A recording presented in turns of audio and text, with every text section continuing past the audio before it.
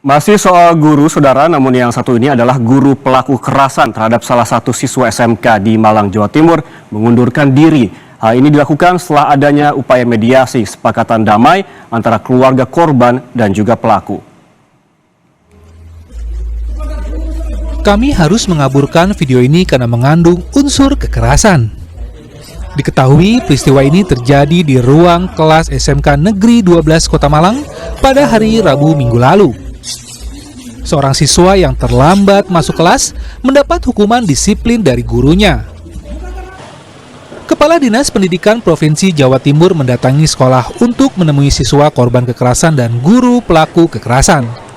Ia menyayangkan meski upaya pencegahan perundungan terus digencarkan, ternyata masih ditemui kasus perundungan ataupun kekerasan di lingkungan sekolah. Kedua pihak yakni korban dan guru sepakat berdamai dan tidak akan melakukan tuntutan hukum. Meski sanksi juga telah diberikan pada guru ini memilih untuk mengundurkan diri. Yang bersangkutan mengundurkan diri sebagai guru. Nah, ini mungkin dari komitmen moral beliau sebagai guru bahwa ini tidak pantas dilakukan, sehingga beliau dengan sadar, dengan keinginan sendiri, tanpa paksaan beliau mengundurkan diri sebagai guru di sekolah. Ini menjadi bagian dari introspeksi kita bersama, ya, baik saya, guru, sekolah, kepala sekolah, ya, ini mengintrospeksi diri dan kami akan segera menyampaikan ulang kembali bahwa tidak boleh ada kejadian yang sama di sekolah-sekolah yang lain. Sementara itu, Unit Pelindungan Perempuan dan Anak Polresta Malang Kota telah mendatangi sekolah untuk melakukan klarifikasi. Hasilnya, korban dan keluarga serta pihak guru sudah sepakat berdamai dan tidak membawa kasus ini ke jalur hukum. Intinya kami dari PPA Polresta Malang Kota dan didampingi dari Dinsos, kami sudah menindaklanjuti kejadian yang viral di medsos tersebut.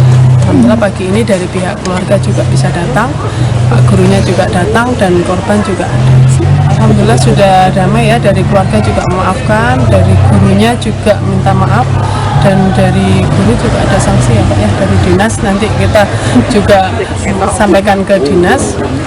Intinya dari kedua belah pihak sudah sepakat.